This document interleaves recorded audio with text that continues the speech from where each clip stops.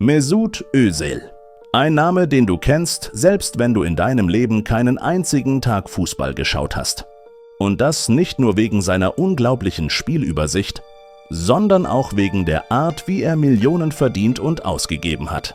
Lass uns ganz vorne anfangen. Ehrlich und ohne unnötige Poesie. Özil hat schon bei Schalke gutes Geld verdient. Der echte Durchbruch kam aber bei Werder Bremen. Dort wurde er als seltener Playmaker bekannt. Und dann kam der große Schritt, der Transfer zu Real Madrid. Sei ehrlich. Es ist kein normaler Job, wenn du plötzlich mit Cristiano Ronaldo in einer Mannschaft spielst. In Madrid gehörte er zu den bestbezahlten Spielern in Europa. Später bei Arsenal wurde er sogar einer der Topverdiener der gesamten Premier League. Fast 20 Millionen pro Jahr, ohne Bonusse. Und seine Sponsordeals waren fast so stark wie sein Gehalt. Ein riesiger Vertrag mit Adidas. Werbungen für Tech, Lifestyle und Gaming-Marken. Kooperationen, die ihm heute noch Geld bringen, obwohl er längst aufgehört hat zu spielen. Dann kamen die Skandale. Denn ohne Skandal wäre seine Karriere nicht dieselbe gewesen.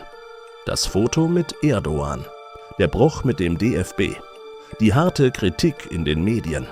Ein Sturm, der mit Fußball eigentlich nichts zu tun hatte. Sponsoren zogen sich zurück. Der Druck war extrem. Politik mischte sich ein. Sein Image hat gelitten, aber nicht sein Konto. Finanziell blieb Mesut immer gut geschützt. Als er seine Karriere beendete, fragte sich die Welt, okay, Fußball ist vorbei.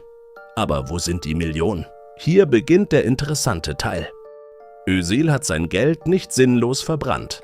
Ja, er hat Autos, Uhren und Luxusmode. Logisch, er ist Millionär. Aber einen großen Teil seines Vermögens hat er klug investiert. Immobilien in Europa und im Nahen Osten. Sein eigenes E-Sports-Team, M10 eSports.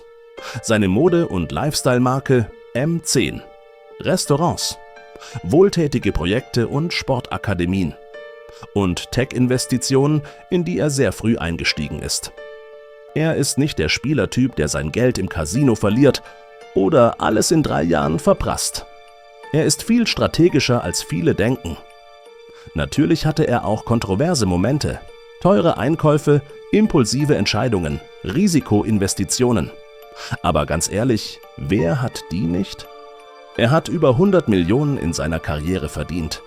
Es ist schwer, so viel falsch zu machen, dass du alles verlierst.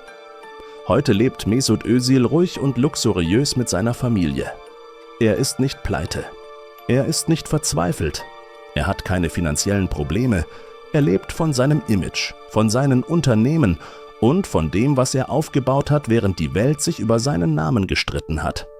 Also, wo ist Özils Geld? In seinen gigantischen Gehältern bei Madrid und Arsenal. In seinen starken Sponsordeals. In seinen klugen Investitionen. Und in ein paar Entscheidungen, die man interessant nennen könnte. Es ist nicht nur Fußball. Es ist nicht nur Skandal. Es ist die Geschichte eines Mannes, der viel Geld verdient hat. Der es behalten hat. Der es vermehrt hat. Und der heute genau so lebt, wie er es sich vorgestellt hat. Mesut Özil ist kein gewöhnlicher Spieler. Und seine Finanzen auch nicht.